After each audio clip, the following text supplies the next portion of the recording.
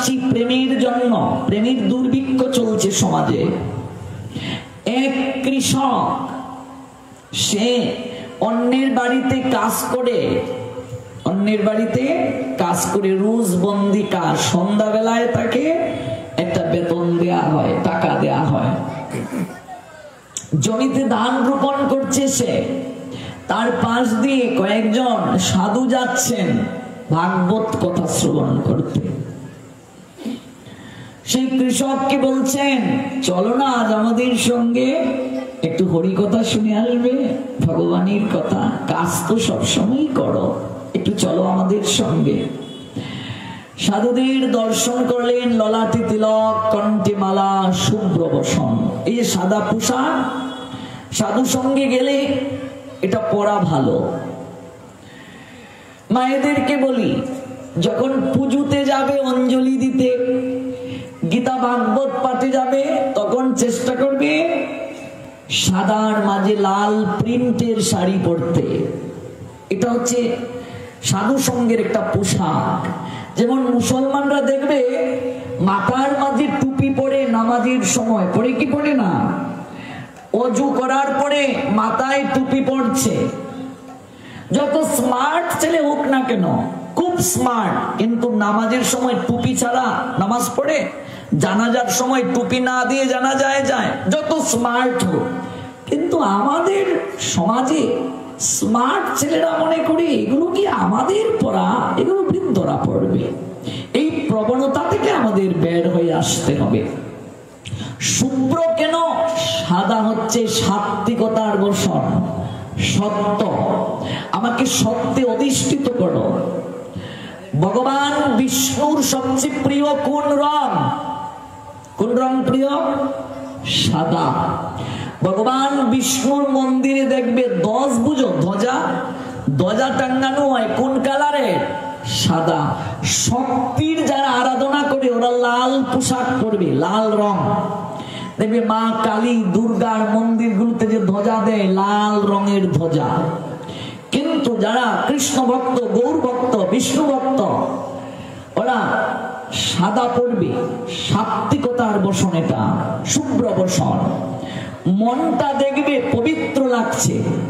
আচ্ছা বলো, পুজোর আগের দিন আমরা স্নান করে ভগবানকে একটু ভোগ দিয়ে, রান্না বান্না করে, নিরামিষ করে, একটু তুলসী দিয়ে যখন সংযমের সময় খাই, মনটা কেমন লাগে গো মা? পবিত্র লাগে না? খুব ভালো লাগে না? আচ্ছা, মাছ মাংস খেয়ে পুজোতে যেতে মন চায় না, আজকে আমি যাবো না, আমি তো পবিত্র না। কিন্তু যখন সংযম করে যাও কেমন লাগে? মনটা পবিত্র লাগে না? স্নান করে যখন তুমি এসে এই খাবারটা খাচ্ছ, তখন তোমার মনটাই ভালো লাগে। তাই যখন এমন পোশাক পরে যাবে সাধু সঙ্গে, তোমার সম্মানও যেমন বাড়বে, তেমনি তোমার মনটাও শুদ্ধ থাকবে। এবার বিয়ে বাড়িতে কি এই পোশাক পরে যাওয়া যাবে? সাদা শাড়ি পরে? বিয়ে বাড়িতে গেলে একটু গর্জিয়াস পোশাক দরকার আছে। এটা ঐশ্বর্যের জায়গা। সাধুদের কথা আলাদা। সাধুরা দেখবেন বিয়ে বাড়ি, গর্জিয়াসের, ঐশ্বর্যের জায়গাগুলো সাধারণত এড়িয়েই চলেন, খুব কমই যান। আপনি বিয়ে বাড়িতে যাবেন, সেখানে একটু সাজগুজের দরকার আছে, একটু মেকআপের দরকার আছে। আচ্ছা, কাউকে দেখেছেন কিরে কোথায় যাচ্ছি? শিবানন্দের মা, পার্লারে যাচ্ছি। কেন? স্বরূপনগর মাঠে ভাগবত আছে, তাই একটু মেকআপ করতে যাচ্ছি। শুনেছো কখনো এমন? কিন্তু বিয়ে বাড়িতে গেলে একটু মেকআপের দরকার আছে কি নেই? আছে। কিন্তু ভাগবত পাঠে কি মেকআপের দরকার আছে? না।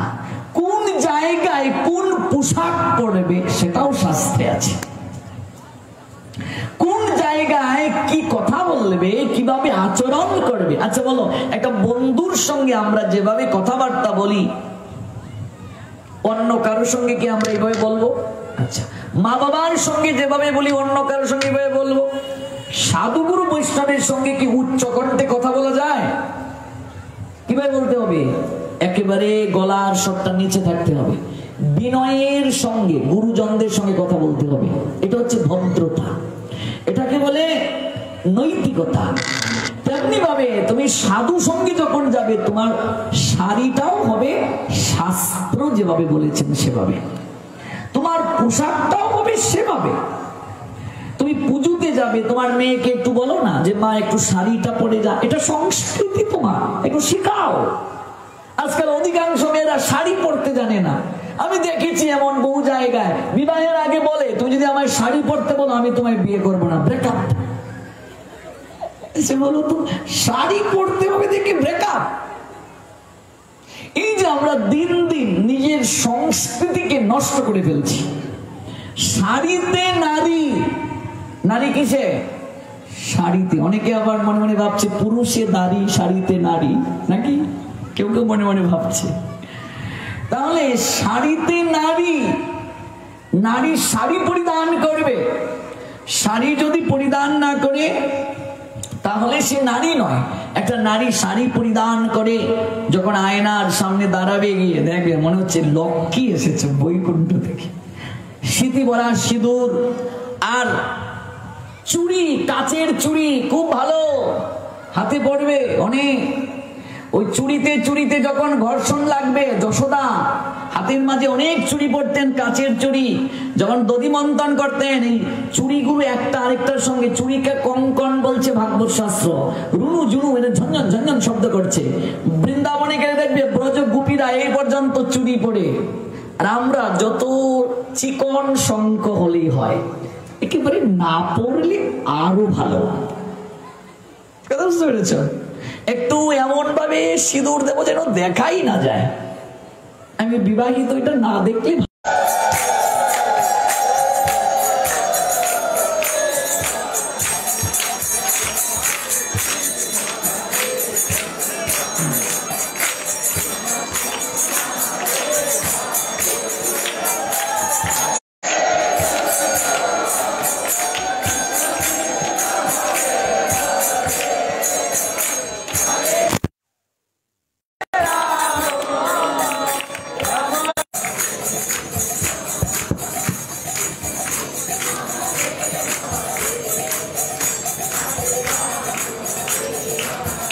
বৃন্দাবনে যখন যাবে দেখবে ব্রজ গোপিকাদের হাতে কত চুড়ি। যদি কখনো দেখবে, গিয়ে দেখবে ব্রজবাসী যারা, ব্রজের যারা মায়েরা মাতাজিরা, ওরা দেখবে আঁচল টেনে রাখে, ঘুমটা টেনে রাখে। পর পুরুষদেরকে ওরা মুখ দেখায় না, এমন করে আঁচলটা এই পর্যন্ত টানা থাকে। প্রতীক সবাই আলতা পড়বে, আলতা খুব ভালো, মঙ্গলের প্রতীক। বৃন্দাবনে যদি কোনোদিন যাও দেখবে একটা পাহাড় আছে, আলতা পাহাড়। কি পাহাড়? আলতা পাহাড়। মনে রাখবে যদি কোনোদিন যাও, সেখানে স্বয়ং গোবিন্দ নিজে রাধারানীর চরণের মাঝে আলতা পরিয়ে দিয়েছিলেন। ভগবান খুব সন্তুষ্ট হন আলতা পড়লে। আলতা পড়বে মঙ্গলজনক কাজে, এমনিতেও আলতা পড়বে চরণে, খুব ভালো। দেখবে বিয়ের পরে প্রথম যখন শ্বশুর বাড়ি আসে কোনো মেয়ে, আলতা গুলে আলতার মাঝে চরণ রেখে লক্ষ্মীর চিহ্ন দিয়ে দিয়ে ঘরে প্রবেশ করে। লক্ষ্মীর প্রতীক এটা। কোন মঙ্গলজনক কাজে আলতা পরিধান করবে, এটা খুব ভালো, এটা খারাপ কিছু নয়। লক্ষ্মী সদৃশা, তাই মাঝে মাঝে পুজো হবে, পুজোতে যাবে, অঞ্জলি দেবে, তুমি তোমার মেয়েকে বলো একটু শাড়ি পরিধান করো মা। মাঝে মাঝে নিজের সংস্কৃতিটাকে শেখাতে হবে ছেলেদেরকে। ছেলেকে বলো যে অন্য সময় তুমি প্যান্ট পরো, শার্ট পরো, গেঞ্জি পরো, কিন্তু পুজোতে যাবে অঞ্জলি দিতে, ধুতিটা পরে গিয়ে অঞ্জলি দাও। তুমি পুজোতে ঘুরতে যাবে, সেখানে আলাদা কথা, কিন্তু অঞ্জলি দিতে যাবে তুমি ধুতি পরে যাও, এটা তোমার সংস্কৃতি। মেয়েকে বলবে তুমি শাড়িটা পরে গিয়ে অঞ্জলি দাও। এই যে শিক্ষাটা, এটা ছোটবেলা থেকে দিতে হবে। আজকে আমরা এগুলো আমরা দেই না, যার কারণে আজকে ধর্মান্তরিত হয়ে যাচ্ছে অনেক ছেলে মেয়েরা, নিজের ধর্মকে পর্যন্ত ত্যাগ করে ফেলছে। আমরা এগুলো শিখাই না। এই যে ছোটখাটো বিষয়গুলো ছোটবেলা থেকে নিজের সংস্কৃতি সম্পর্কে শিক্ষা দেওয়া, এগুলো ধার্মিক মুসলমানরা ছোট্টবেলা থেকেই দেয়। টুপি পরতে শেখায়, দাড়ি রাখতে শেখায়, এটা তাদের সংস্কৃতি। এখন আমাদের অনেক ছেলেরা এমন ভাবে ফ্যাশন করে দাড়ি রাখতে শুরু করে, আচারহীন হয়ে যাচ্ছে। করাবে না, লক্ষ্মী হারা হবে। শাশুড়ি যারা, তারা বিনা স্নানে বউদেরকে রান্না করে ঢুকতে দেননি, চুলায় আগুন ধরাতে দেননি। কিন্তু এখনকার বউরা মানবে কোথায়? বললে আরো 10টা কথা শাশুড়িকে শুনিয়ে দেবে। শাশুড়িকে বলবে তুমি উঠে স্নান করে ঢুকো, আমি ঘুমাবো। মানবে কোথায়? না, মানতে পারছি না বলেই আমার সংসারে একটার পর একটা অঘটন, রোগ ব্যাধি, যন্ত্রণা, লক্ষ্মী হারা, ব্যবসা বাণিজ্যে, শরীরে লক্ষ্মী সম্পদ। যদি আপনি স্নান করতে নাও পারেন, বিনা স্নানে আহার না করে, স্নান না করে যারা আহার গ্রহণ করে পদ্ম পাপ ভোজন করে, মল ভোজন করে। পদ্মপুরাণের শ্লোক আছে, কোন সনাতনী হিন্দুর ছেলে মেয়ে স্নান না করে খাবে না। যারা স্নান না করে খায় ওরা ম্লেচ্ছ, জবান, আচারহীন ওরা। আমরা হিন্দুরাও দিন দিন ম্লেচ্ছ হয়ে যাচ্ছে। হিন্দুর বাড়ি দেখলেই বোঝা যাবে এটা হিন্দুর বাড়ি। হিন্দুর বাড়ি মানে একটা মন্দিরের মতো থাকবে, পবিত্রতা দেখলেই বোঝা যায় এটা হিন্দুর বাড়ি। সুচিতা, পবিত্রতা, সামনে একটা তুলসী মণ্ডপ থাকবে, একটা পুষ্পের বৃক্ষ থাকবে, একটা ফুল থাকবে, কি সুন্দর দেখতে লাগে।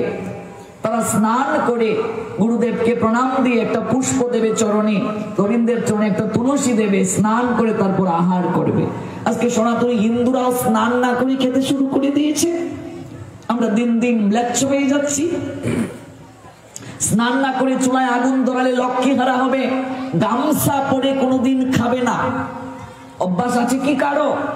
যদি থেকে থাকে আজকেই বর্জন করে যাও।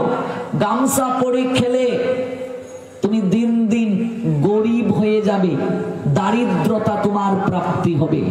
কোনোদিন গামছা পরে খাবে না, গামছা পরে খাওয়া দরিদ্রতার লক্ষণ, গরিব হয়ে যাবে তুমি দিন দিন। আর ভোজনের সময় কথা বলার চেষ্টা করবে না, কথা না বলাই ভালো। ভোজনের সময়, আহারের সময় যত কথা কম বলবে, তত বিজ্ঞানও বলেছে কথা না বলতে, ভাগবত শাস্ত্র বলছে কথা না বলতে। কোন সময় গামছা পরে আহার করবে না, উচিত নয়। ভিজা কাপড়গুলো কখনো এক জায়গায় জড়ো করে রাখবে না।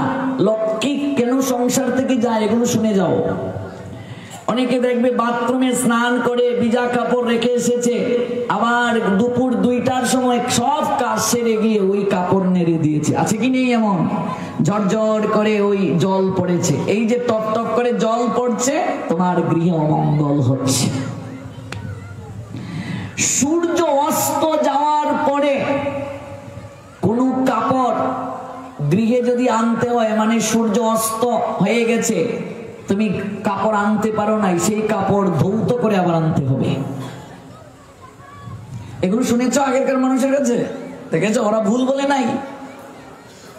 সূর্য অস্তের আগে সব কাপড় আনতে হবে গৃহে। সারা রাত কাপড় রেখে দিয়েছ ছাদের মাঝে, পরের দিন ওই কাপড় ধুইয়ে পড়তে হবে। আজকে কেন আমার গৃহে একটার পর একটা সমস্যা, আমি কি ভাবি? এই বিষয়গুলো আমি জানি না, অনুধাবন করার চেষ্টা করি না। সূর্য অস্ত যাওয়ার পরে কোনো পত্র তোলা যাবে না, বৃক্ষ থেকে কোনো ফল পাড়া যাবে না, প্রকৃতি দেবী তখন নিদ্রায়িত। কোনো বৃক্ষ থেকে কোনো পুষ্প তোলা যাবে না, ফল তোলা যাবে না, সূর্যদেব অস্ত গিয়েছেন, করা যাবে না। ভিজা গামছা কখনো এক জায়গায় দলা করে রাখবে না, এটা উচিত নয়, কখনো অমঙ্গলের চিহ্ন। ভিজা কাপড় এক জায়গায় জড়ো করে রাখবে না, সঙ্গে সঙ্গে স্নান করে সর্বপ্রথম দায়িত্বটা কি? কাপড়টাকে নেড়ে দেওয়া, কাপড়টা শুকালে নির্ধারিত সময়ে এনে তুলে রাখা, কাপড়টা থেকে যেন জল না পড়ে। বাথরুমে ভালো করে কাপড়ের জল নিংড়িয়ে তারপর আনবে। বাথরুম থেকে ভালো করে না নিংড়িয়ে কাপড় নিয়ে এসেছো, আর এই কাপড়ের জল টপ টপ করে বাথরুম থেকে সারা ঘর ভিজে ভিজে তারপর উঠোনে গিয়েছে, এরকম করবে না। মায়েরা লম্বা চুল সবসময়, চুল ভিজানোর প্রয়োজন নেই, শাস্ত্রে নেই যে সবসময় চুল ভিজাতে হবে। যদি মনে করো চুল শুকানোর পরিবেশ আছে, ভিজাতে পারো, কিন্তু তুমি যদি সপ্তাহে একবারও চুল ভিজাও তাতেও তোমার কোনো সমস্যা নেই, তুমি সব কাজ করতে পারবে। তবে চুলের যত্ন না নিলে উকুন হবে, তারপর আমাকে দুষতে পারবে না। তবে মেয়েদের ফিজিক্যালি প্রবলেম হলে 5 দিন পর অবশ্যই শ্যাম্পু সাবান দিয়ে ভালো করে সারা শরীর আমাদের শ্যাম্পু সাবানের মাধ্যমে স্নান করতে হবে। আর মনে রাখবে, নিংড়ানো কাপড় নিংড়ানো জল, নদীতে স্নান করতে গিয়েছো, কাপড় নিংড়ানো জলটা নদীর জলের মাঝে আবার এরকম দেয়া যাবে না, এটা ডাঙ্গায় দেবে। অনেকে দেখবেন এই গামছাটা নদীর জলের মাঝে বড় একটা ট্যাঙ্কি পেয়ে গেলে কিংবা বড় একটা ড্রাম পেয়ে গেলে বাথরুমে, এই বাথরুমের ভেতরটার মধ্যেই গামছাটা ঢুকিয়ে দিয়েছে, আছে কি নেই এমন লোক? তারপরে আবার এটার মধ্যে ছিপে আবার চলে এসেছে, হবে না। চরণ দিয়ে কখনো জল খেলা করা যাবে না, এরকম দৌড়ে গিয়ে এরকম চরণ দিয়ে এরকম জল এমনি দিচ্ছে, আছে কি নেই? এগুলো স্নান মাহাত্ম্য, আমার গ্রন্থ যখন পাবে স্নানের উপরেই আছে 15 থেকে 20 পৃষ্ঠা, কি করে স্নান করবে, স্নান কত প্রকার এগুলো জানতে হবে। দাঁত মাজবে কি করে, নিয়ম কি, কোন কোন দিনে দন্ত মাজন করা যাবে না, এগুলো আছে শাস্ত্রে। কখনো জলকে চরণ দিয়ে কখনো আঘাত করা যাবে না। স্বয়ং বরুণ দেবতা বিরাগ বাজন হন, জলের দেবতা বরুণ। সন্তানের বয়স যখন 8 হয়ে যাবে তখন সে আর নগ্ন হয়ে জলে নামবে না। কয় বছর হওয়ার পরে? 8। অনেক মায়েরা বাচ্চাদেরকে নগ্ন করে বস্ত্রহীন করে স্নান করান, 8-এর পরে সে বস্ত্রহীন হয়ে আর স্নান করবে না। কেমন? বাচ্চাদেরকে লজ্জা শেখাতে হবে, এগুলোর বড় অভাব, আমরা দিন দিন লজ্জাহীন হয়ে যাচ্ছি। 50 বছরের বাবাও হাফ প্যান্ট পরে রাস্তায় বের হয়, এই যে প্রবণতা, লজ্জাহীন হয়ে যাচ্ছি আমরা দিন দিন। ব্রজ গোপিকাদের বয়স কত ছিল? ব্রজগোপী যারা রাসে অংশ নিয়েছিল তাদের বয়স কত ছিল?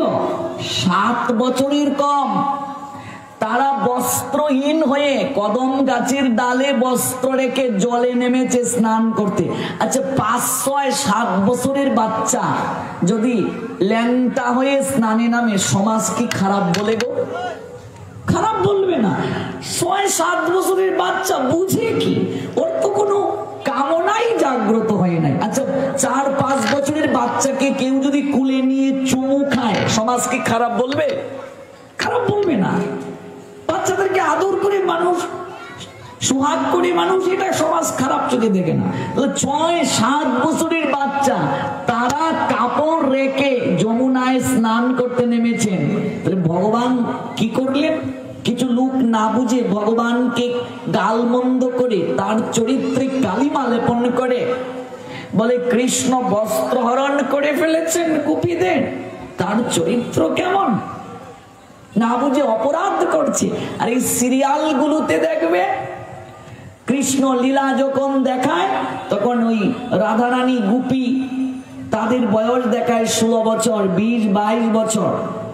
অথচ বৃন্দাবন লীলা যদি কেউ দেখায়, নাটক করে, সিনেমা করে, অভিনয় করে, আমাদের ভাগবত আচার্যগণ সিদ্ধান্ত দিলেন যে কৃষ্ণ চরিত্রে অভিনয় করবে তার বয়স হবে 9 বছরের কম। কয় বছরের কম? 9 বছরের উপরে কোনো ছেলে, 7 বছরের উপরে কোনো মেয়ে একসঙ্গে রাধা কৃষ্ণের যুগল সাজতে পারবে না। দেখা যেমন অপরাধ, দেখানো অপরাধ হবে। কথা বুঝতে পেরেছ? 9-এর পরে, 10-এর পরে, 12, 13, 14 বছরে আপনা থেকেই মানুষের শরীরের মাঝে একটা তোমার উত্তেজনা সৃষ্টি হয়ে যায়, বয়স সন্ধিকাল এসে যায়। রাধারানীর বয়স 7 বছরের কম ছিল। কেউ যদি রাধার চরিত্রে অভিনয় করে তার বয়স 7-এর নিচে হতে হবে। সিরিয়ালে যে অভিনয় দেখায় তাদের বয়স কি 9 কিংবা 7-এর নিচে। এই বাচ্চাদেরকে দিয়ে অভিনয় করালে সুরসুরি জাগবে না আমার শরীরে, কেউ দেখবে না। আজকে এই সিরিয়ালগুলো দেখিয়ে আরো আমাদের ধর্মকে বিকৃত করা হচ্ছে আর আমাদেরকে অপরাধী করা হচ্ছে। তাহলে 5-6-7 বছরের বাচ্চা তারা স্নান করতে নামলো ল্যাংটা হয়ে, অথচ গোবিন্দ তারও তো বয়স 9-এর কম। তিনি তখন বস্ত্র বস্ত্রগুলোকে নিয়ে গাছের ডালের মাঝে রেখে দিলেন। গোপিকারা বলছে, কানাই আমাদের বস্ত্র দাও। গোবিন্দ বলছেন, তোমরা কাত্যায়নী ব্রত করলে, ব্রত করে তোমরা ল্যাংটা হয়ে স্নান করতে নেমেছ। বরুণ দেব তোমাদের প্রতি রুষ্ট হয়েছেন। নগ্ন হয়ে স্নান করা সবচেয়ে বড় অপরাধ। আর বরুণ দেব বিরাগ বাজমান, তাই তোমাদের বস্ত্র আমি নিয়ে লুকিয়ে রাখলাম। তোমরা বস্ত্র ছাড়া এবার যাও, সমাজের মানুষ দেখুক, শাস্তি হোক। আচ্ছা, এটা ভগবান ভালোর জন্য করেছেন না খারাপ ইঙ্গিত ছিল? অথচ মানুষ এটাকে কি ভেবে নিচ্ছে বলো? এই যে কত অপরাধ করছি আমরা ভাগবত না জেনে। তখন গোপিকারা কেঁদে কেঁদে বলছে, আমাদের ভুল হয়ে গেছে, আমরা আর এই কার্য করব না। কানাই, তুমি আমাদের ক্ষমা করে দাও, আমাদের বস্ত্র ফিরিয়ে দাও। ভগবান তখন বললেন, প্রতিজ্ঞা করো আর কোনোদিন তোমরা বস্ত্রহীন হয়ে জলে নামবে না, স্নান করবে না। বুঝতে পেরেছ? তখন ভগবান বস্ত্র ফিরিয়ে দিলেন। গৃহস্থ ব্যক্তি যারা যারা বিয়ে করেছে, তারা এক বস্ত্রে স্নান করা অপরাধ। একটা গামছা পরেছ নিচে, একটা গলবস্ত্র কিছু রাখতে হবে। একটা গামছা হলেও গলার মাঝে রাখতে হবে। এক বস্ত্রে গৃহস্থ ব্যক্তি স্নান করতে পারবে না, তাহলে তার আয়ু কমে যাবে। ব্রহ্মচারী এক বস্ত্রে স্নান করতে পারবে, কিন্তু গৃহস্থ ব্যক্তি দুখণ্ড বস্ত্রে স্নান করবে, এক বস্ত্রে স্নান করতে পারবে না। গৃহস্থ ব্যক্তি এক খণ্ড বস্ত্রে স্নান করতে পারবে না, দুখণ্ড বস্ত্র ব্যবহার করতে হবে। গৃহী যে বিয়ে করেছে তার কয়বার স্নান, ব্রহ্মচারী কয়বার স্নান, সন্ন্যাসীর কয়বার স্নান, তাও শাস্ত্রে আছে। আমরা প্রতিদিন যে স্নান করি, এই স্নানকে বলে বারুণ স্নান। বারুণ স্নান বুঝো? জলে অবগাহন হয়ে যে স্নান, জলের মাঝে ডুব দিয়ে যে স্নান করা হয়। সর্বাঙ্গকে জলের মাঝে ডুবিয়ে, মস্তক ডুবিয়ে যে স্নান, বারুণ স্নান। স্নান আছে অনেক প্রকার, তার মধ্যে এক প্রকার স্নান হচ্ছে বায়ব্য স্নান। গরু যখন মাঠ থেকে বাড়িতে নিয়ে যাচ্ছ, গরুর চরণের যে খুর, সেই খুর থেকে যে ধুলি উঠে, ওই ধুলি যদি কারো গায়ে লাগে, সঙ্গে সঙ্গে তার স্নান হয়ে যায়, পবিত্র হয়ে যায় শরীর, গুধুলি লগ্নে। এক প্রকার স্নান অগ্নি স্নান। অগ্নির মাঝে যে ভস্য, এই যে আমরা যজ্ঞ করলাম না সেদিন, গুরুদেব করলেন, ওই যজ্ঞের ভস্য দেখেছিলে তো? এই ভস্য মাখার সঙ্গে সঙ্গে তোমার স্নান হয়ে যায়, পবিত্র হয়ে যাও তুমি। অগ্নিতে যারা আহুতি দিয়েছো, কি ভেবেছো তোমার আমার সারা জীবনের পাপ ওই অগ্নিতে দিয়ে আহুতি দিলাম, অগ্নি সব নষ্ট করে দিয়ে দিয়েছেন। যে আঙ্গিনায় যজ্ঞ হলো, সেই আঙ্গিনার শত শত জন্মের যত অপরাধ পাপ অগ্নিদেব পুড়িয়ে ছাই করে দিয়ে দিয়েছেন। নিতাই গুরুধ্বনি করো গৌর শিবানাম প্রেমানন্দে হরি। অগ্নির এত ক্ষমতা, অগ্নি আর বরুণকে ক্ষমতা দিয়েছেন ভগবান। মৃত্তিকা স্নান, তীর্থের ধুলি, নবদ্বীপ, মায়াপুর, পুরী, বৃন্দাবন, রাধাকুণ্ড, অযোধ্যা, মথুরা, যত তীর্থ আছে, এই তীর্থের ধুলি একটু রেখে দিলে, এই ধুলি যদি একটু শরীরে স্পর্শ করো, সঙ্গে সঙ্গে তোমার স্নান হয়ে গেল।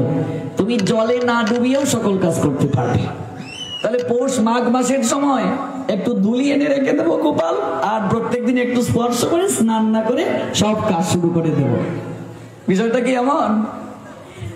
আমরা তো সহজ পথ খুঁজি।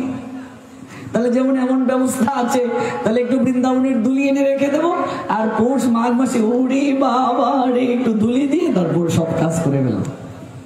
বিষয়টা এমন নয়। সর্বশ্রেষ্ঠ স্নান হচ্ছে মন্ত্র স্নান। ওম অপবিত্র পবিত্র বা সর্বাবস্থান গত পিবা ইয়াস্মারেত পুণ্ডরিকাক্ষং সব বাহ্য অভ্যন্তর সূচি। এই মন্ত্রটা বলার সঙ্গে সঙ্গে তোমার অন্তর বাহির শুদ্ধ হয়ে গেল। তুমি যদি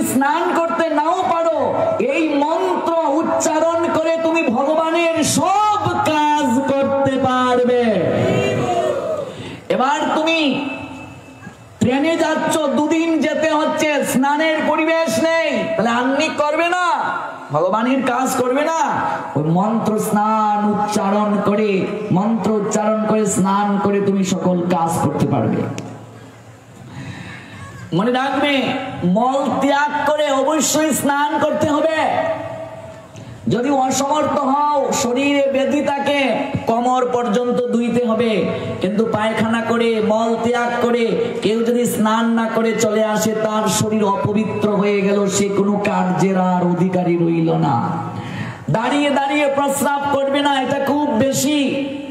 এই বিশেষ করে ভারতে আমি লক্ষ্য করেছি, দেয়ালের মাঝে দাঁড়িয়ে দাঁড়িয়ে 40 বছরের, 50 বছরের, 60 বছরের একজন প্রস্রাব করে চলে আসে। এই কি অবস্থা বলো?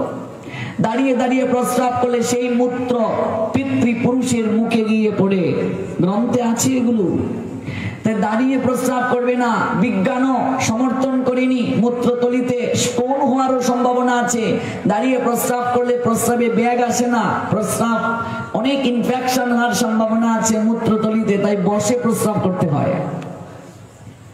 এই যে আমরা হাই কমেটে মল ত্যাগ করি, গবেষণায় দেখা গিয়েছে হাই কমেট থেকে ল কমেটে মল ত্যাগ সবচেয়ে স্বাস্থ্যের জন্য ভালো।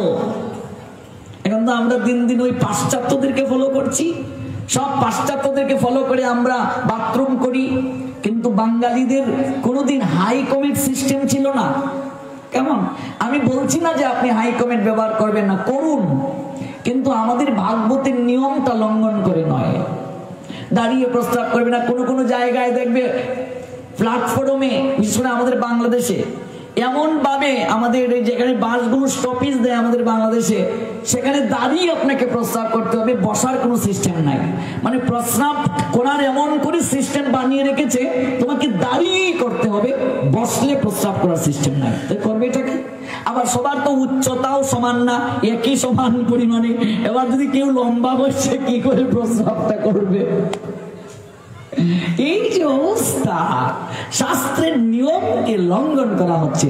সব ধর্মে, ইসলাম ধর্মেও দাঁড়িয়ে প্রস্রাব করা হারাম বলে গণ্য। সব ধর্মে দাঁড়িয়ে প্রস্রাব নিষিদ্ধ। প্রস্রাব করে অবশ্যই জল ব্যবহার করতে হবে। প্রস্রাব করে জল ব্যবহার না করে যে আসবে, তার শরীর অপবিত্র বলে গণ্য। এগুলো হচ্ছে ভক্তির প্রাথমিক কথা। কালকে থেকে আমরা ভক্তির কথা শুনবো, প্রেমের কথা, অনুরাগের কথা। আজকে কেবল প্রাথমিক কথাগুলো শেষ করছি। এই বিষয়গুলো মানতে হবে আমাদের। এগুলো সদাচার, এগুলো শৌচাচার। এই সদাচার লঙ্ঘন করে, শৌচাচার লঙ্ঘন করে কেউ কোনোদিন ভক্ত হতে পারবে না, ভগবানের প্রিয় ভাজন হতে পারবে না, ভগবানের কাছের হওয়া যাবে না। হৃদয় মন্দিরে কানু ঘুমাইল। আমার তোমার প্রত্যেকের হৃদয়ে ভগবান আছেন, কিন্তু আমি ভগবানকে জাগ্রত করতে পারিনি। তুমি পেরেছ, কিংবা আপনি পেরেছেন। আমার মাঝেও ভগবান আছেন, কিন্তু আমার কামনা বাসনা দ্বারা ভগবানকে আমি ঘুম পাড়িয়ে রেখেছি। আমার সদাচার শৌচাচার নাই, পবিত্রতা নাই, ভগবান কি করে আমার মাঝে জাগ্রত হবেন? এই বিষয়গুলো আমাদের মানতে হবে। এবার যে লীলাটি থেকে এই প্রসঙ্গে আমরা গেলাম, কৃষক ধান রোপণ করছেন, কয়েকজন সাধু পাশ দিয়ে হেঁটে যাচ্ছেন। তিনি বলছেন, চলো না একটু ভাগবত শ্রবণ করে আসি, কাজ তো প্রতিদিনই করো। ললাটে তিলক, কণ্ঠে মালা। দেখি কার কার মনে আছে কোন প্রসঙ্গ থেকে এত দূর গেলাম?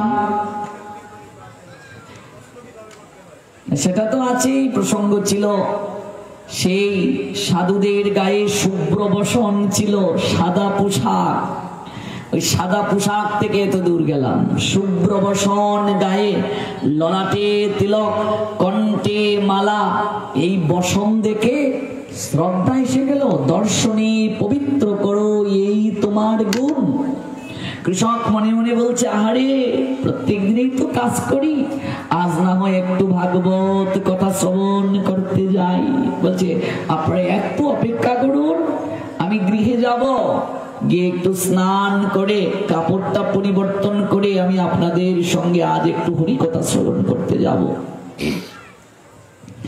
এবার ছুটলেন তিনি গৃহের দিকে, গিয়ে স্ত্রীকে ডাকছেন, ওগো আলমিরা থেকে আমার ধুতিটা একটু বের করে দাও। আরে তুমি কাজ থেকে ফিরে এলে? আর বলিও না, কাজ তো সব সময় করি। আজকে একটু হরিকথা শুনতে যাব, একটু ভাগবতের রস আস্বাদন করতে যাব, আমার একটু আলমিরা থেকে ধুতিটা খুলে দাও, আমি একটু নদীতে ডুব দিয়ে আসি। যে বস্ত্রে তিনি ধান রোপণ করতে এই কাদামাটির মাঝে নেমেছিলেন, তা নিয়ে নদীতে ডুব দিতে গেলেন। কাদামাটি শরীর থেকে ছাড়িয়ে স্ত্রীর কাছে এসে দাঁড়ালেন। স্ত্রী তাকে ধুতিটা এগিয়ে দিলেন, ধুতিটা পরলেন, শুভ্র ধুতি, গলবস্ত্র, ললাটে একটু তিলক দিলেন। সাধুর সঙ্গে গেলে সাধুর মতো যেতে হবে। এই বসনের অনেক গুণ আছে। আমি সারা বাংলায় গাড়ি নিয়ে যাই, 64 জেলায়, কত জায়গায় পুলিশ আমাদেরকে গাড়ি আটকিয়ে চেক না করে ছেড়ে দিয়েছে। এই পোশাকের তোমার জাদা। বর্ডারে যখন আমরা আসি, এই সাধুর পোশাক থাকলে আমাদের অনেক সম্মান দেয়া হয়। এটা তোমার জাদা, এত সম্মান। বৈষ্ণব সেবায় যাবে, সাধু সেবায় যাবে, সবসময় পোশাক আমি পড়তে হবে তা বলছি না, সাধু সেবায় যাবে একটু সাধুর মতো হয়ে যাও, সম্মান পাবে, শ্রদ্ধা পাবে। আচ্ছা বলো বাবা, লুঙ্গি পরে যদি কেউ বৈষ্ণব সেবায় যায়, তার মনটা ছোট লাগে না? যে সবাই প্যান্ট পরে এসেছে বা ধুতি পরে এসেছে, আমি লুঙ্গি পরে গিয়েছি, একটু বসবেছে গিয়ে প্রসাদ পেতে মনটা কেন একটু ছোট ছোট লাগছে। তাই যে জায়গার যে পোশাক, সেই পোশাক পরে যাবে, দেখবে সম্মান, শ্রদ্ধা, ভক্তি, ভালোবাসা পাবে, মনটাও নির্মল হবে, ভজনের প্রতি নিবদ্ধ হবে। আমি সম্মান পাওয়ার জন্য এই ড্রেস পরতে বলছি না, ভুল বুঝবেন না। আমি বলতে চাইছি এগুলো তো আসবেই আপনা থেকে, কিন্তু হৃদয়ে ভক্তি প্রেম জাগবে, ভগবানের প্রতি অনুভব আসবে।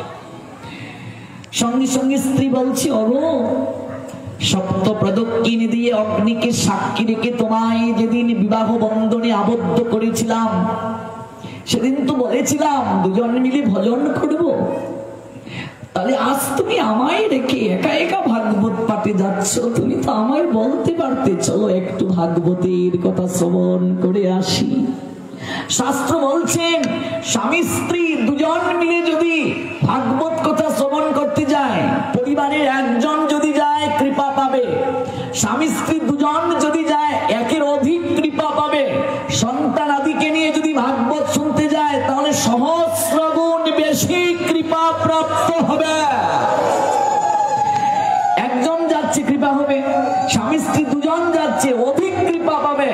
আর পরিবারের সবাইকে নিয়ে ভাগবতে গিয়েছ, সহস্রাধিক কৃপা, অনেক অনেক অনেক কৃপা, সম্পূর্ণ কৃপা প্রাপ্ত হবে। ওগো তুমি তো আমায় বলতে পারতে, চলো একটু ভাগবত শুনে আসি। তুমি যাচ্ছ, আমায় কেন বঞ্চিত করে যাচ্ছ? আমাকে তোমার সঙ্গে নিয়ে চলো। বাবা, তা তো আনন্দের বিষয়। তাহলে চলো। স্ত্রী বলছে তাহলে আমায় একটু সময় দাও, আমিও তৈরি হয়ে নেই। স্ত্রীও তৈরি হচ্ছেন। ঠিক সেই সময় 14 বছরের মেয়েটি অন্যের বাড়ি কাজ করে, খুব গরিব তো, শাড়ি ফুটু হয়ে গেছে, একদম ছিঁড়ে গেছে। সমাজে যেতে গেলে একটা তো অন্তত ভালো শাড়ি দরকার, কিন্তু সেই শাড়িটাও নেই। যখনকার সময় ঘটনা বলছি, তখনকার সময়ের মেয়েরা স্কার্ট পরতো না, ম্যাক্সি পরতো না, সবাই শাড়ি পরতো তখনকার সময়ে। আজ থেকে 100 বছর পিছিয়ে যাও, 150 বছর, দেখবে সাদা কালো টিভিতে আগেরকার মা কাকিমা জেঠিমারা ব্লাউজ খুবই কমই পরিধান করত। আমি যখনকার সময়ের এই লীলা বলছি, সেটা অনেক পূর্বের কথা। তখনকার সময়ে ছোট মেয়েরাও শাড়ি পরতো। একটা শাড়ি নেই ভালো, যে একটু লোক সমাজে যাবে, একটা ভালো তো শাড়ি দরকার, অন্তত ছিঁড়া ব্যতীত একটা পরিষ্কার শাড়ি। আপনি যে অনেক দামি পোশাক পরবেন তা শাস্ত্র বলেননি। আপনি যে পোশাকেই পরিধান করেন, কিন্তু আপনার পোশাক যেন নোংরা না হয়। অনেকেই দেখবে 2 দিন 3 দিন 4 দিন কাপড় একদম ধৌত করে না, এত ময়লা হয়ে গেছে কাপড়, কিন্তু ধৌত করে না। আছে কি নেই এমন মানুষ? অনন্তকাল ভগবত ভজন করলেও লাভ হবে না, সদাচার যদি পালন না করে। শৌচাচার ধর্মের অঙ্গ। শাস্ত্রের নিয়ম তো আমরা অনেক পালন করতে পারি না। আপনি যে বস্ত্র নিয়ে আহার করছেন, এই বস্ত্র পরিধান করে আপনি ভগবানের কোনো কাজ করতে পারবেন না। সঙ্গে সঙ্গে এটা এটু হয়ে গেল। ভগবানের ঘরের জন্য মায়েরা ভগবানের ঘরের জন্য একটা আলাদা শাড়ি তুলে রেখে দেবে। কথা বুঝতে পেরেছো? সন্ধ্যাবেলা স্নান করে ওই শাড়িটা পরে আবার চলে যাবে। ভগবানের পুজো শেষ, ওই শাড়িটা খুলে আবার এখানে রেখে দেবে। দুটো শাড়ি রেখে দাও না, ভগবানের জন্য সুন্দর সাদা আর মাঝে প্রিন্টের কত সুন্দর সুন্দর শাড়ি আছে। সেজে গুজে ঠাকুর করে যাও, ভগবান প্রসন্ন হবে, তোমায় কৃপা করবে। আমরা দেখবে কোথাও বের হলে একটু সেজে গুজে স্নো, তারপর কি বলে পাউডার, এগুলো দিয়ে আলিনা, মাস্কারা, চোখের পাতি এগুলো লাগিয়ে লাগিয়ে যায়।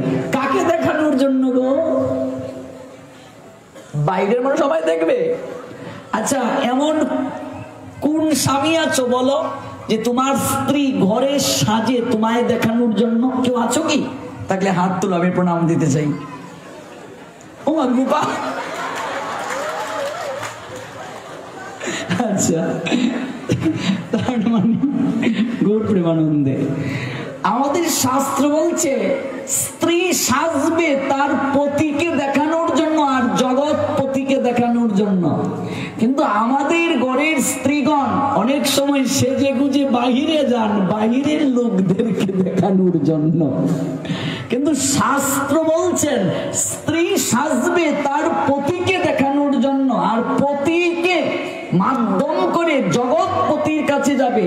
তাই যখন ভগবানের ঘরে যাবে তখন সুন্দর করে সেজে যাও, পারফিউম দিয়ে যাও, ভগবানের ঘরে যাবে। আর আমরা ভগবানের ঘরে কোনো ক্রমে দৌড় দিয়ে কোনো ক্রমে করে দৌড়, এই আজকে আমি বাইরে যাব, আমার মেকআপ বক্স কোথায়? কাকে দেখানোর জন্য সাজতেছ? এই রূপ কার জন্য, কেন দিয়েছেন ভগবান? যার জন্য সাজা তার জন্য একদিন সাজলাম না। ব্রজগোপিকারা কার জন্য সেজেছেন? ব্রজগোপিকারা ভগবানের জন্য সেজেছেন। তাদের পতিগণ, ভাগবত পড়ে দেখবেন, এগুলো আমার বানানো কথা নয়, দরজা লাগিয়ে দিয়েছে, যাওয়া যাবে না রাসে।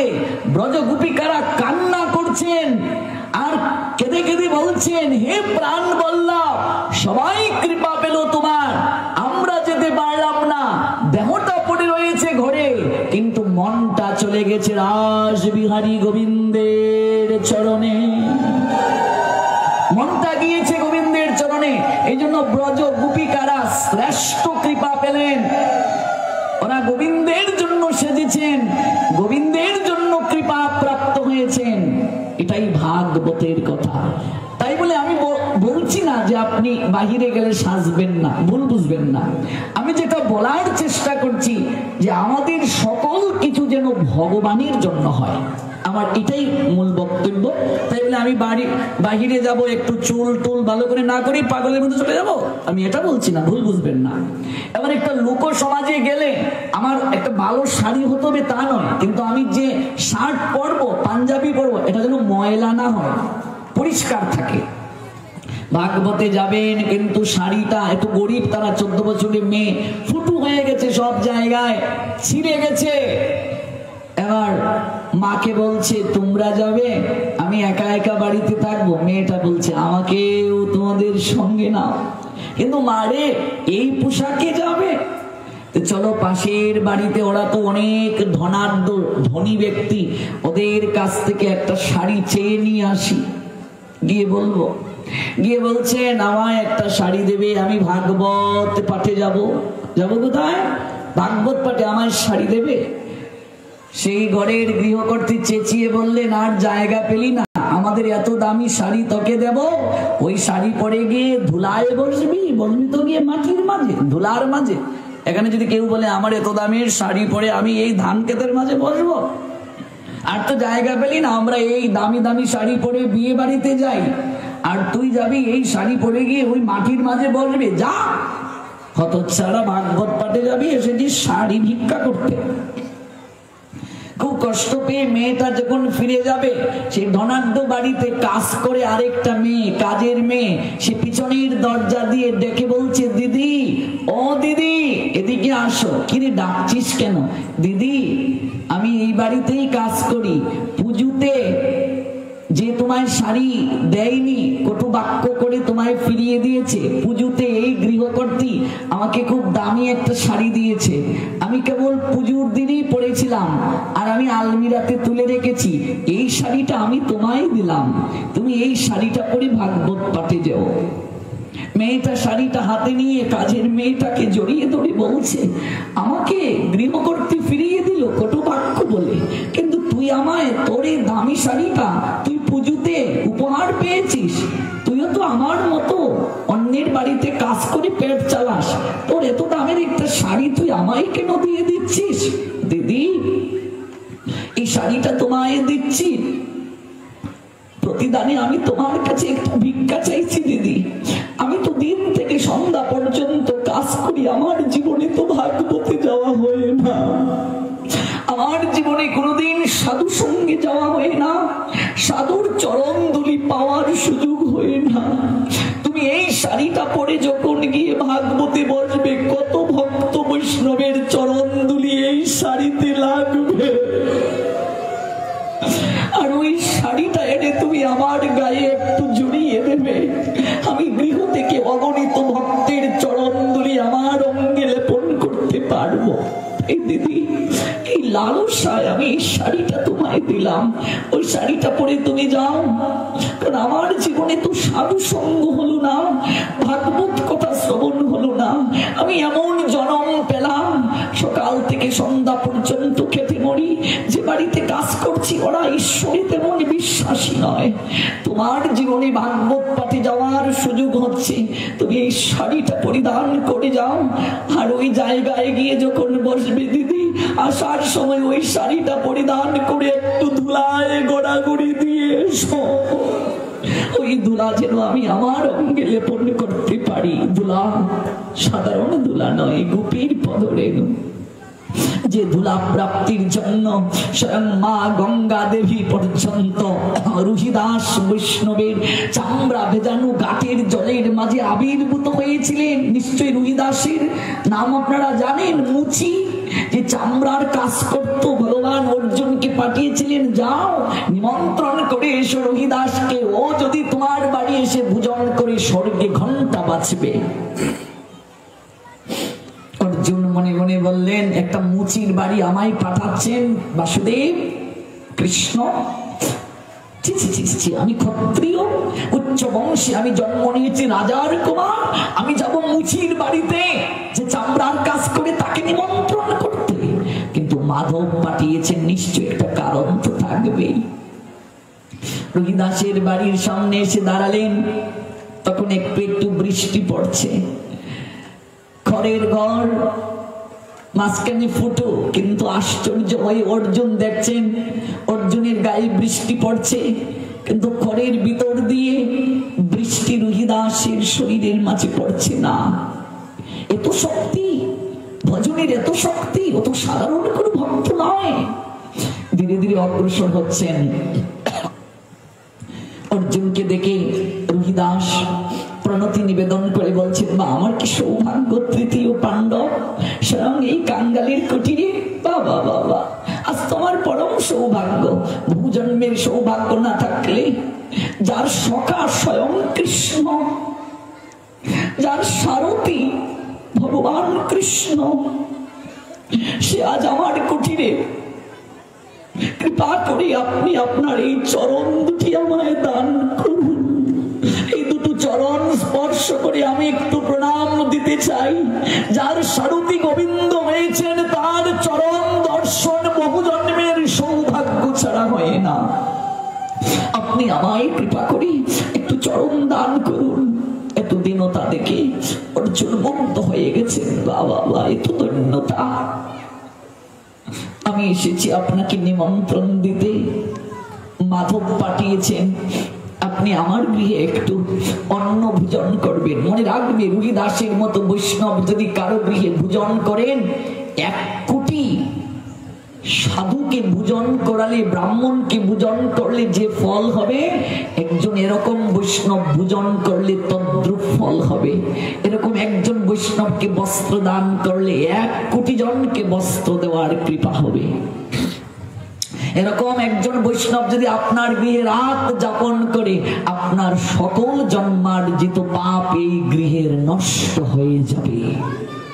রুহিদাসকে প্রণতি দিয়ে বলছেন, রুহিদাস বলছেন, এসেছেন যেহেতু আমি তো একটু অন্ন সবজি না পাইয়া আপনায় ছাড়বো না, একটু ভোজন না করে তো যাওয়া যাবে না। সনাতন সংস্কৃতির নিয়ম কি, কারো গৃহে সাধু গেলে, অতিথি গেলে তাকে কখনো শূন্য মুখে বিদায় করতে নেই।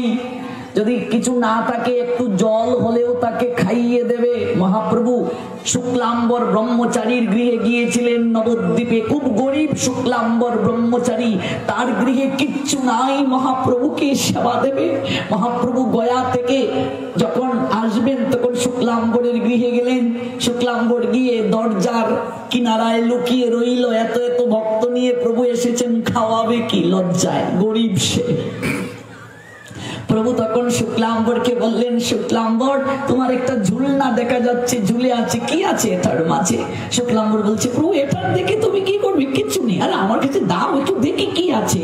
হাতটা ঢুকিয়ে প্রভু দেখলেন কয়েকটা ভাঙ্গা চাল, তন্ডুল, চালগুলো হাতে নিয়ে বললেন, শুক্লাম্বর ওই যে একটা ঘটি দেখা যাচ্ছে না, যে ঘটিটা দিয়ে তুমি আমার চরণকে ধৌত করে দিয়েছ, এই ঘটিটা একটু আমার বাঁ হাতে দাও, আর ডান হাতে কয়েকটা তন্ডুল আমার হাতে দাও শুক্লাম্বর।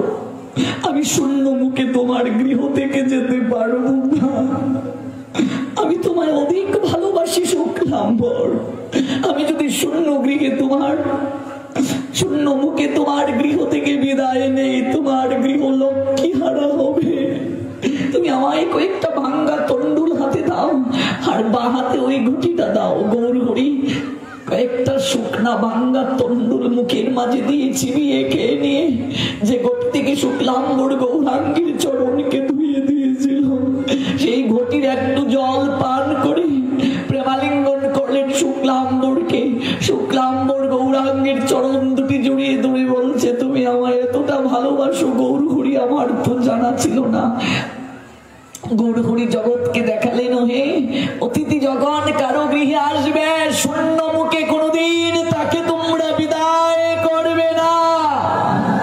মহাপ্রভু একটু চাল, শুকনা চাল আর একটু জল পেলেন, আর সামর্থ্য অনুযায়ী তাকে দক্ষিণা দেবে। যদি অতিথি সাধু তোমার গৃহে যায়, যদি অর্থ না থাকে নয়নের জলে দক্ষিণা দেবে, কিন্তু মর্যাদা লঙ্ঘন করবে না। গুরু বৈষ্ণব কারো গৃহে গেলে শূন্য মুখে বিদায় করতে নেই, দক্ষিণা দিতে হয়। অর্থ না থাকলে নয়নের জলে দক্ষিণা দেবে, নতুবা মর্যাদা লঙ্ঘন হয়, আর মর্যাদা লঙ্ঘিলে হয় নরকে গমন। আমি তো তোমায় লক্ষ্মী হারা করতে পারি না শুক্লাম্বর। ভাবা যায়, কল্পনা করা যায়? ভাবুন তো একবার, এই না হয় তিনি কাঙ্গালের ভগবান, এই না হয় তিনি কাঙ্গালের ঠাকুর গৌরাচাঁদ, তিনি কাঙ্গাল বড় ভালোবাসেন, যার জগতে কেউ নাই, যে জগতে সবচেয়ে পতিত পামর, যে জগতে সবচেয়ে দিনহীন কাঙ্গাল পতিত, একমাত্র তার আমার শ্রীমান মহাপ্রভু। জগতে যার কেউ নেই, গৌর হরি তার হয়ে যান। আপনার সকল কিছু আছে, কিন্তু আপনার হৃদয়ে যদি ভক্তি না থাকে, প্রেম না থাকে, ভগবান কখনো আপনার হবেন না। আপনার কোনো কিছু নাই, কেবল নয়নের জল আছে, হৃদয়ের প্রেম আছে, ভক্তি আছে। ভগবান যেচে যেচে আপনার গৃহে যাবেন আহার করার জন্য। মন্ত্রের প্রয়োজন নেই, এগুলো তো বাহ্যিক বৈদিক স্তর। মন্ত্র তন্ত্র দ্বারা কি হয়? পাণ্ডিত্য আসে, অহংকার আসে। রামকৃষ্ণ পরমহংসদেব দক্ষিণেশ্বর কালীর বাড়িতে মা কালীকে বলেছিলেন, মারে এগুলো মন্ত্র তন্ত্র, চাল কলা বিদ্যা। চাল কলা যেমন ব্রাহ্মণরা চাল কলা বিভিন্ন বাড়িতে পুজো পার্বণ করে নিয়ে আসে, এগুলো হচ্ছে চাল কলা বিদ্যা। মারে এগুলো তোর জন্য নয়, আমি তোর ছেলে, তুই খা, আমিও খাই। দেখো কি প্রেম। আমি তো মন্ত্রতন্ত্র পারবো না মা, তুই খা, আমিও খাই। দক্ষিণেশ্বর কালীবাড়িতে সন্দেশ অর্ধেক মা স্বয়ং বিগ্রহ থেকে প্রকটিত হয়ে খেয়ে নিয়েছেন, বাকি অর্ধেক সন্দেশ লেগেছিল মা কালীর ঠোঁটের মাঝে। পরদিন সবাই আসলো সেই মাকে দর্শন করতে। সাধারণ সাধু ভাবা যায়? রানী রাসমণি জমিদারের ঘরণী, তিনি এসেছেন মাকে প্রণাম দিতে। একটা মামলার বিষয় ভাবছেন বসে। রামকৃষ্ণ পরমহংসদেব রানী রাসমণিকে একটা থাপ্পড় মেরে দিয়েছেন। সবাই ভেবেছে এই চাকরি থাকবে না এই পুরোহিতের, রানীকে থাপ্পড় মেরে দিয়েছে। রামকৃষ্ণ বলছেন মায়ের কাছে এসে, মন্দিরে এসে যদি মামলার বিষয় ভাবতে হয়, সংসারের বিষয় ভাবতে হয়, সংসারে থাকবি, সকল জঞ্জাল শেষ করে মন্দিরে এসে প্রণাম দেবে। থাপ্পড় মেরে দিয়েছেন রানী রাসমণিকে। রানী রাসমণি অবাক হলেন, রানীকে থাপ্পড় মেরে দিয়েছে ঠাকুর।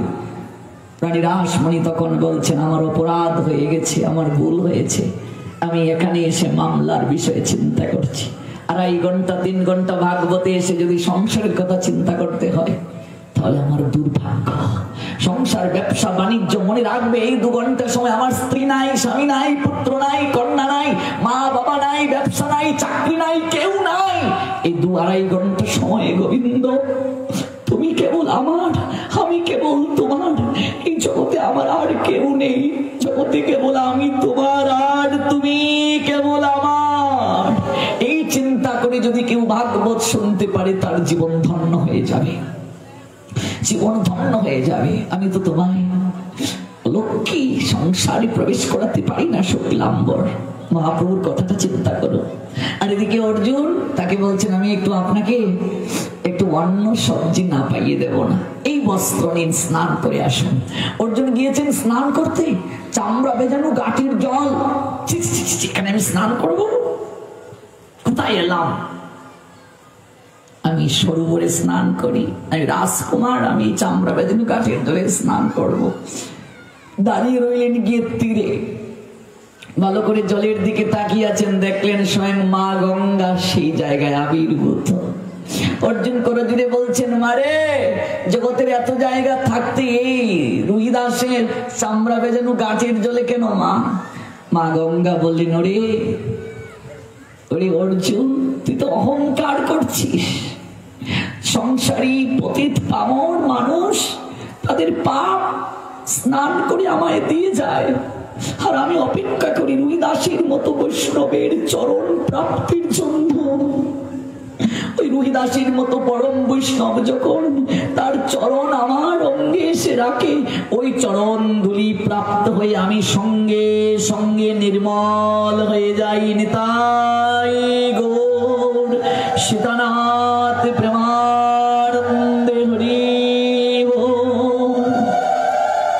তাই আজ ধনাঢ্য বাড়ির কাজের মেয়েটা বলছে দিদি ওই শাড়িটা আমি তোমায় দিলাম, তুমি নিয়ে গিয়ে পরে ভাগবত পাঠে বসবে, আর অগণিত ভক্তের চরণ দুলি শাড়িটায় লাগবে না, ওই শাড়িটা এনে তুমি আমার গায়ে একটু জড়িয়ে দিও, আমারও সৌভাগ্য হবে, কৃপা হবে।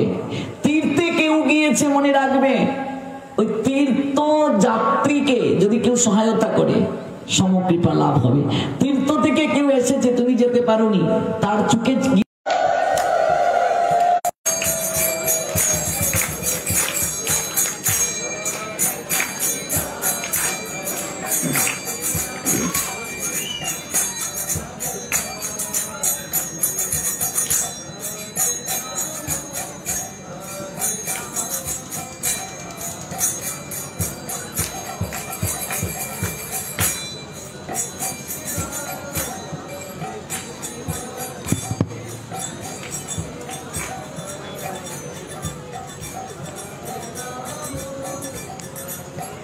তীর্থ করে এসেছে কেউ, তুমি তার চোখে চোখ রাখলে, প্রণাম দিলে, তোমারও কৃপা লাভ হবে।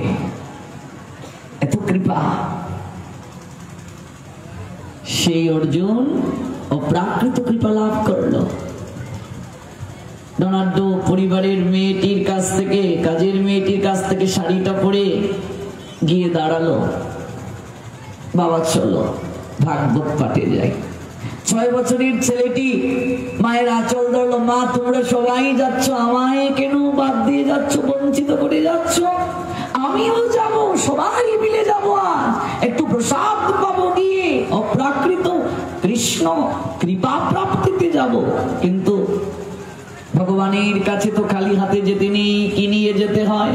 তাই বৃক্ষ থেকে কয়েকটা পুষ্প নিয়ে আসলো ছেলেটা, ওই পুষ্প গিয়ে ভাগবতকে অঞ্জলি প্রদান করবে। এইদিকে ওই যে ক্ষেতের আইলে সাধুদেরকে বসিয়ে রেখে এসেছিল, একটু অপেক্ষা করুন আমি আসি। ঘন্টা চলে গেল, তারাও বসে আছে। কি ব্যাপার, কৃষক এখনো আসছে না? বলেছিল একজনকে নেয়ার জন্য দাঁড়িয়ে, দেখছে 4 জন আসছে ভাগবতে যাওয়ার জন্য। এইভাবে পরিবারের সবাই যদি ভগবানের কথা শ্রবণ করতে যায়, সহস্র গুণ অধিক কৃপা প্রাপ্ত হয়। আমরা বাকি যে কটা দিন কাকদ্বীপের আশেপাশে পাবো, আগামীকাল পরশু এখানে আরো পাচ্ছি 2 দিন, আমরা পরিবারের সবাই মিলে ভাগবতে আসবো। এই যে 1টা মাস সাধু সঙ্গ করছি, ভজন সঞ্চয় করছি, এই 1 মাসের সাধু সঙ্গের শক্তিতে বাকি 11 মাস আমরা ভালোভাবে চলতে পারবো। এই বিশ্বাসটা নিয়ে সাধু সঙ্গ করুন, আর একটু চেষ্টা করুন সাধু সেবা করতে। একটু সাধুদেরকে গৃহে নিয়ে পরিক্রমার ব্যবস্থা করুন, মঙ্গল হবে। আগামীকাল যেখানে শেষ করছি সেখান থেকেই শুনবো। ফল প্রসাদ সবার জন্য আছে, কেউ উঠবেন না। আমরা একটু 5 মিনিট হরি নাম করে শেষ করবো। ভাগবতের দক্ষিণার জন্য ভক্তরা আপনাদের কাছে যাবে। হরে কৃষ্ণ কৃষ্ণ কৃষ্ণ কৃষ্ণ হরে হরে।